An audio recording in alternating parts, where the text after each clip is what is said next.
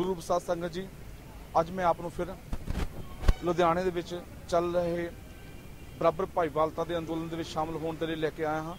ਮੇਰੇ ਨਾਲ ਹਨ ਰਮਨਜੀਤ ਜੀ ਲਾਲੀ, ਜੋ ਲਗਭਗ 14 ਦਿਨ ਤੋਂ ਇਸ ਭੁੱਖ ਹੜਤਾਲ ਦੇ ਵਿੱਚ ਬੈਠੇ ਹੋਏ ਹਨ।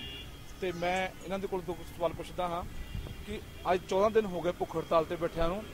14 ਦਿਨ ਦੇ ਵਿੱਚ ਆਪਣੇ ਸਾਥੀਆਂ ਦੀ ਹਾਲਾਤ ਕੀ ਆ ਤੇ ਸਾਥੀਆਂ ਦੀ ਹਾਲਾਤ ਕੀ ਹੈ ਤੇ ਭੁੱਖ ਹੜਤਾਲ ਵਿੱਚ ਸ਼ਾਮਲ ਹੋਣ ਵਾਸਤੇ ਆਏ ਸਾਥੀਆਂ ਨੂੰ ਪੁਲਿਸ ਪ੍ਰਸ਼ਾਸਨ ਵੱਲੋਂ ਰੋਕਿਆ ਗਿਆ, ਕੀ ਇਹ ਸੱਚਾਈ ਹੈ? ਐਤਵਾਰ ਹਜ਼ਾਰਾਂ ਦੀ ਤਾਦਾਦ ਵਿੱਚ ਲੋਕ ਇਸ ਅੰਬੇਦਕਰ ਚੌਂਕ 'ਚ ਇਕੱਠੇ ਹੋਏ ਸੀ। ਪੁਲਿਸ ਨੇ ਬਹੁਤ ਰੋਕਾਂ ਲਾਈਆਂ, ਲੇਕਿਨ ਫਿਰ ਵੀ ਲੋਕਾਂ ਦਾ ਜਿਹੜਾ ਇਰਾਦਾ ਸੀਗਾ ਦ੍ਰਿੜ ਸੀ ਔਰ ਇਸ ਚੌਂਕ ਦੇ ਵਿੱਚ ਹਜ਼ਾਰਾਂ ਦੀ ਤਾਦਾਦ ਵਿੱਚ ਲੋਕ ਇਕੱਠੇ ਹੋਏ। ਸਾਡਾ ਪਹਿਲਾਂ ਹੀ ਸਰਕਾਰ ਨੂੰ ਚੇਤਾਵਨੀ ਦਿੱਤੀ ਹੋਈ ਸੀ 2-3 ਦਿਨ ਪਹਿਲਾਂ ਕਿ ਜੇ ਸਰਕਾਰ ਗੰਭੀਰਤਾ ਦੇ ਨਾਲ ਨਹੀਂ ਸੁਣਦੀ ਸਾਡੀ ਆਵਾਜ਼ ਨੂੰ, ਸਾਡੀਆਂ ਮੰਗਾਂ ਲਈ ਕੋਈ ਸੰਜੀਦਗੀ ਦੇ ਨਾਲ ਨਹੀਂ ਸੁਣਦੀ ਗੱਲ ਸਾਡੀ, ਤੇ ਅਸੀਂ ਐਤਵਾਰ ਨੂੰ ਹਜ਼ਾਰਾਂ ਦੀ ਤਾਦਾਦ 'ਚ ਇਕੱਠੇ ਹੋਵਾਂਗੇ। ਸੋ ਹੋਏ ਅਨੇਕ ਜਿਹੜੀਆਂ ਔਕੜਾਂ ਹੋਣ ਦੇ ਬਾਵਜੂਦ ਵੀ ਸਾਡੀਆਂ ਸੈਂਕੜੇ ਹਜ਼ਾਰਾਂ ਬੀਬੀਆਂ, ਭੈਣਾਂ, ਨੌਜਵਾਨ ਪੂਰੇ ਸ਼ਹਿਰ 'ਚੋਂ, ਪੂਰੇ ਪੰਜਾਬ ਦੇ ਵਿੱਚ ਉਸ ਅੰਦੋਲਨ 'ਚ ਸ਼ਾਮਲ ਹੋਏ। ਤਾਂ ਉਸ ਦਿਨ 3.5 ਘੰਟੇ ਨੈਸ਼ਨਲ ਹਾਈਵੇ ਜਾਮ ਰਿਹਾ ਔਰ ਸਰਕਾਰ ਨੇ ਫਿਰ ਸਾਡੇ ਨਾਲ ਵਾਅਦਾ ਕੀਤਾ, ਜ਼ਿਲ੍ਹੇ ਦਾ ਪੂਰਾ ਪ੍ਰਸ਼ਾਸਨ ਇੱਥੇ ਆਇਆ ਸੀ ਕਿ ਸਾਨੂੰ 2 ਦਿਨ ਦਾ ਟਾਈਮ ਹੋਰ ਦਿਓ ਤੇ ਅਸੀਂ ਸਰਕਾਰ ਦੇ ਨਾਲ ਗੱਲਬਾਤ ਕਰਕੇ ਤੁਹਾਡੀਆਂ ਮੰਗਾਂ ਬਾਰੇ ਵਿਚਾਰ ਕਰਕੇ ਉਹਦਾ ਹੱਲ ਕਰਦੇ ਹਾਂ। ਕੱਲ ਸਾਡੀ ਮੀਟਿੰਗ ਸੀ, ਪੰਜਾਬ ਸਰਕਾਰ ਨੇ ਕੋਈ ਸੈਕਟਰੀ ਭੇਜੇ ਸੀਗੇ, ਜ਼ਿਲ੍ਹੇ ਦੇ ਡਿਪਟੀ ਕਮਿਸ਼ਨਰ ਸੀ, ਪੁਲਿਸ ਮੁਖੀ ਸੀ, ਤਿੰਨਾਂ ਦੇ ਨਾਲ ਔਰ ਸਾਡੀ 7 ਮੈਂਬਰੀ ਇੱਕ ਡੈਲੀਗੇਸ਼ਨ ਕਮੇਟੀ ਬਣੀ। ਉਹਨਾਂ ਨੇ ਸਾਡੇ ਨਾਲ ਸਿਟਿੰਗ ਕੀਤੀ, 1 ਘੰਟਾ ਗੱਲਬਾਤ ਚੱਲੀ ਤੇ ਉਹਨਾਂ ਨੇ ਸੋਮਵਾਰ ਔਰ ਮੰਗਲਵਾਰ 2 ਦਿਨ ਲਏ ਹਨ। ਅੱਜ ਮੰਗਲਵਾਰ ਹੈ। ਜੇ ਸ਼ਾਮ ਤੱਕ ਸਰਕਾਰ ਦਾ ਰਵੱਈਆ ਇਸੇ ਤਰ੍ਹਾਂ ਢਿੱਲਾ ਰਿਹਾ ਜਾਂ ਕੋਈ ਨਿਚੋੜ ਸਰਕਾਰ ਨੇ ਨਾ ਕੱਢਿਆ ਤਾਂ ਫਿਰ ਅਸੀਂ ਕੱਲ ਨੂੰ ਅਗਲੀ ਰਣਨੀਤੀ ਬਣਾਵਾਂਗੇ ਔਰ ਬਹੁਤ ਹੀ ਗੰਭੀਰ ਔਰ ਸਖਤ ਕਾਰਵਾਈ ਅਸੀਂ ਕਰਾਂਗੇ। ਉਸ ਲਈ ਚਾਹੇ ਸਾਨੂੰ ਕੋਈ ਵੀ ਕੁਰਬਾਨੀ ਦੇਵੇ, ਇਹ 15 ਦੇ 15 ਮਰਜੀਵੜੇ ਸੰਕਲਪ ਕਰਕੇ ਬੈਠੇ ਆ ਕਿ ਇਸ ਅੰਬੇਦਕਰ ਚੌਂਕ ਦੇ ਵਿੱਚੋਂ ਚਾਹੇ ਸਾਡੀ ਜਾਨ ਵੀ ਚਲੀ ਜਾਵੇ, ਸਾਡੀਆਂ ਲਾਸ਼ਾਂ ਉੱਠ ਸਕਦੀਆਂ, ਲੇਕਿਨ ਅਸੀਂ ਆਪਣੀਆਂ ਮੰਗਾਂ ਮਨਵਾਏ ਬਗੈਰ ਉੱਠਣਾ ਨਹੀਂ। ਲਾਲੀ ਭਾਜੀ, ਆਪਣੇ ਹੁਣ 14 ਦਿਨ ਦੀ ਭੁੱਖ ਹੜਤਾਲ ਦੇ ਵਿੱਚ ਆਪਣੇ ਸਾਥੀਆਂ ਦੀ ਹਾਲਾਤ ਕੀ ਗਿਆ, ਕੀ ਉਹਨਾਂ ਨੂੰ ਮੁਸ਼ਕਲਾਂ ਪੇਸ਼ ਆ ਰਹੀਆਂ? ਬਹੁਤ ਹਾਲਤ ਬੁਰੀ ਹੈ ਜੀ। ਹੁਣੇ ਡਾਕਟਰ ਕਈਆਂ ਨੂੰ ਗਲੂਕੋਜ਼ ਲਗਾ ਕੇ ਗਏ ਆ, ਉੱਠ ਨਹੀਂ ਹੁੰਦਾ, ਬਹੁਤ ਪਰੇਸ਼ਾਨੀ ਹੈ। ਅੱਜ 14ਵਾਂ ਦਿਨ ਹੈ ਔਰ ਸਾਰਿਆਂ ਦਾ ਬੀਪੀ ਔਰ ਸ਼ੂਗਰ ਦਾ ਜਿਹੜਾ ਹੈ ਕਾਫੀ ਡਾਊਨ ਹੋ ਗਈ ਹੈ ਔਰ ਕੋਈ ਵੀ ਸਾਥੀ ਚੱਲਣ ਦੀ ਹਾਲਤ 'ਚ ਨਹੀਂ ਹੈ। ਡਾਕਟਰਾਂ ਦੀਆਂ ਟੀਮਾਂ ਆਉਂਦੀਆਂ, ਲੇਕਿਨ ਜਿਹੜਾ ਹੈ ਹੜਤਾਲੀਏ ਸਾਰੇ ਬਹੁਤ ਸਰਕਾਰ ਦੇ ਇਸ ਉਦਾਸੀਨ ਰਵੱਈਏ ਤੋਂ ਪਰੇਸ਼ਾਨ ਆ।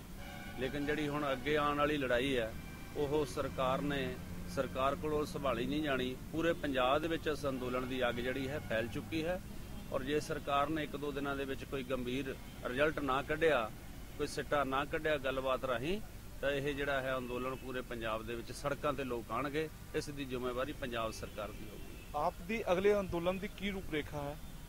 ਉਸ ਦਿਨ ਅਸੀਂ 3.5 ਘੰਟੇ ਨੈਸ਼ਨਲ ਹਾਈਵੇ ਜਾਮ ਕੀਤਾ ਸੀਗਾ ਤੇ ਹੁਣ ਅਸੀਂ ਸੋਚਦੇ ਹਾਂ ਕਿ ਜਿਹੜਾ ਸਾਡਾ ਅਗਲਾ ਪੜਾਅ ਹੈ ਕਿ ਸੜਕ ਰੋਕਣ ਦੇ ਨਾਲ ਨੈਸ਼ਨਲ ਹਾਈਵੇ ਰੋਕਣ ਦੇ ਨਾਲ ਅਸੀਂ ਜਿਹੜੀਆਂ ਪੰਜਾਬ ਦੇ ਵਿੱਚ ਲੁਧਿਆਣੇ ਦੇ ਵਿੱਚੋਂ ਮੇਜਰ ਜਿਹੜੀ ਹੈ ਰੇਲਵੇ ਲਾਈਨ ਨਿਕਲਦੀ ਹੈ ਜਿੱਥੋਂ ਸਾਰੇ ਜੰਮੂ ਕਸ਼ਮੀਰ ਔਰ ਦਿੱਲੀ ਜੁੜਦਾ, ਉਸ ਰੇਲਵੇ ਟਰੈਕ ਨੂੰ ਰੋਕਣ ਦੀ ਜਿਹੜਾ ਹੈ ਸਾਡੀ ਪਲੈਨਿੰਗ ਹੈ ਔਰ ਅਸੀਂ ਇੱਕ ਸੰਕਲਪ ਕੀਤਾ ਹੋਇਆ ਕਿ ਅੱਜ ਸ਼ਾਮ ਤੱਕ ਸਾਡੇ ਵਾਅਦੇ ਕੀਤੇ ਦੇ ਮੁਤਾਬਕ ਪ੍ਰਸ਼ਾਸਨ ਦੇ ਨਾਲ ਜੋ ਅਸੀਂ ਵਾਅਦਾ ਕੀਤਾ ਹੈ, ਠੀਕ ਹੈ, ਅਸੀਂ ਵੇਟ ਕਰਦੇ ਹਾਂ, ਲੇਕਿਨ ਕੱਲ ਤੋਂ ਇਸ ਚੌਂਕ ਦੇ ਵਿੱਚੋਂ ਅਸੀਂ ਪੰਜਾਬ ਸਰਕਾਰ ਦੇ ਕਿਸੇ ਵੀ ਮੰਤਰੀ ਨੂੰ ਨਹੀਂ ਲੰਘਣ ਦੇਵਾਂਗੇ, ਉਸ ਦਾ ਇੱਥੇ ਰੋਕ ਕੇ ਘਿਰਾਓ ਕਰਾਂਗੇ। ਧੰਨਵਾਦ ਜੀ।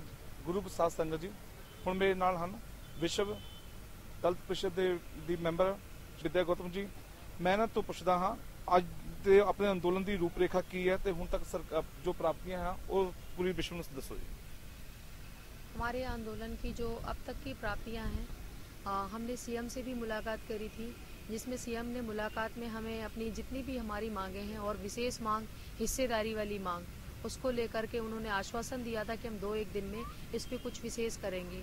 बट बहुत ही दुर्भाग्य की बात है कि 12 दिन बाद जब तक डीसी भी नहीं आया तो हमें इसके लिए जाकर के शासन को घेरना पड़ा और पिछले इतवार को हमने यहाँ पे बहुत बड़े उसमें कट किया जिसमें लोग आए और लोगों की हिलडुल से शासन जगा और डीसी यहाँ पे आया और डीसी ने हमसे वादा करा कि ये जो मांगे लेकर के आपके हम सीएम के पास तक गए हुए हैं, इन पे जल्द से जल्द कुछ करेंगे।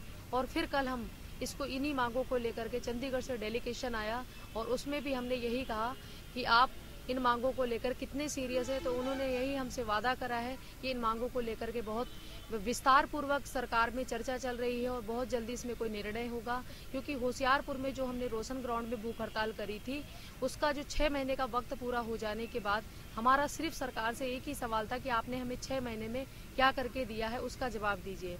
तो सरकार ने यही कहा कि हम जल्द से जल्द आपकी मांगों को पूरा करेंगे और आश्वस्त किया है कि जितनी जल्दी हो सकेगी हम इसे पूरा करेंगे। गौतम जी, एक पर्सनल सवाल हैगा। कई लोग ये पुछते हैं कि यूपी तो आप नूं आण के पंजाब विच अंदोलन करने की की जरूरत पई? हाँ जी, ये बहुत अच्छा गुड क्वेश्चन है, क्योंकि यूपी में उत्तर प्रदेश में दलितों की सरकार बनती है, बहुजनों की सरकार बनती है। आप सब जानते हैं बसपा की वहाँ सरकार बनती है, तो आंदोलन वहाँ करने की हमें कोई जरूरत नहीं है। जो दूसरी बात है, राजस्थान में जहाँ पे हमारे लोगों को घोड़ी पे नहीं चढ़ने दिया जाता, बारात लेके नहीं जा सकते हैं। हरियाणा एक प्रदेश है जहाँ पे हमारे लोगों को 32 साल के युवक को खाली खेत में रखे मटके से पानी पी लेने के नाम से हाथ काट लिया जाता है। मध्य प्रदेश भिंड में मुरैना ऐसी जगह है जहां आज भी दलित चप्पल नहीं पहन सकते, जूते नहीं पहन सकते हैं। तमिलनाडु का ऑर्किड जिला है जहां मेरी माँ बहनें अपने तन पे कपड़े नहीं पहन सकती। क्या उन प्रांतों में, भारत के उन प्रांतों में मैं कोई आर्थिक आजादी की क्रांति कर सकती हूँ? आदमी वहीं पे काम करता है, इंसान वहीं काम करता है जहाँ उसकी स्थिति मजबूत होती है। पंजाब एक ऐसी धरती है जहाँ पे हमारे लोगों की संख्या भी ज्यादा है और हमारे लोग हर तरह से सुखी और संपन्न है, सामाजिक रूप से एक है। और सामाजिक क्रांति और आर्थिक क्रांति की शुरुआत और ऐतिहासिक शुरुआत इस पंजाब की धरती से ही हो सकती है। आप इस अंदोलन दे विच अपना राजनीतिक पिछोकड़ या राजनीतिक कोई फायदा भी देखते हो? नहीं, इसमें मैं आप जो मेरे सुनने वाले भाई बहन हैं, मैं उनको बिल्कुल क्लियर एक मैसेज देना चाहती हूँ। बाबा साहब ने हमेशा कहा है कि सामाजिक, आर्थिक, धार्मिक और राजनीतिक समाज के 4 पिल्लर होते हैं। इन 4 पिल्लरों में हमें बराबर काम करने की जरूरत है। जो सामाजिक पिल्लर होता है उस पे भी हमें बराबर काम करने की जरूरत होती है, आर्थिक है उस पे भी, शैक्षिक है उस पे भी काम करने की जरूरत होती है। जो हमारा ये सामाजिक दायरा है, हम इसे सामाजिक ही रखना चाहते हैं। जब वक्त आया राजनीति की तो जरूर हम इस पर राजनीति पे बात करेंगे, लेकिन फिलहाल हमारा ऐसा कोई द्वेष नहीं है। आर्थिक आरक्षण की चिट्ठी इस प्रदेश को दिला के पंजाब को, उसके बाद मुझे हरियाणा जाना है, राजस्थान जाना है, हिमाचल जाना है, उत्तराखंड जाना है, उत्तर भारत के 12 प्रांतों में मुझे जाना है। तो ये 22 फरवरी को मैं जंतर मंतर पे भी इन्हीं आंदोलन को लेकर दिल्ली में एक बहुत बड़ा मूवमेंट करने जा रही हूँ, जिसमें मैं अपने भाई बहनों से अपील करूंगी कि यहाँ का आंदोलन तो जीत के 70% हम जीते हैं, 30% सरकार की कुछ कमी रह रही है, जो हम जल्द से जल्द जीत जाएंगे आप लोगों के आशीर्वाद से। लेकिन 22 फरवरी जंतर मंतर के आप लोग भरसक पूरी तैयारी करें, हर तरह से तन मन धन से उसकी तैयारी करें। आप कांची टीवी के जरिए विश्व की संगत तो होर की मांग कर रहे हो? काशी टीवी के जरिए बस हम इतना ही कहना चाहते हैं कि जितने मेरे भाई बहन विदेशों में बस रहे हैं, क्योंकि काशी टीवी ने सदा से मेरा साथ दिया, जब से 1 साल से इस मूवमेंट को हम लेके चले हुए हैं, रोशन ग्राउंड होशियारपुर से लेके लुधियाना तक, हमेशा काशी टीवी ने मेरा, काशी रेडियो और काशी टीवी ने मेरा साथ दिया है। मैं एक ही अपील करना चाहती हूँ, आप, हमारे पास पहले मीडिया नहीं था, अब हमारे पास एक बहुत बड़ा सोशल मीडिया जिसे हम फेसबुक कहते हैं, ट्विटर कहते हैं, और मैं चाहती हूँ कि उसमें जो हमारे साथी लोग हमारी कोई न्यूज़ देखते हैं या हमारा जो भी हमारे मूवमेंट के बारे में प्रतिक्रिया आती रहती है, उसे अपने स्तर से शेयर करें, लोगों को बताएं, लोग वहाँ से सरकार पे दबाव बनाएं, फैक्स करें लोग सरकार के फैक्स नंबरों पे कि ये जो हमारे लोग बैठे हैं, अगर जल्द से जल्द कोई फैसला न हुआ तो ये देश नहीं विदेश में तक इसकी आग लग सकती है। धन्यवाद।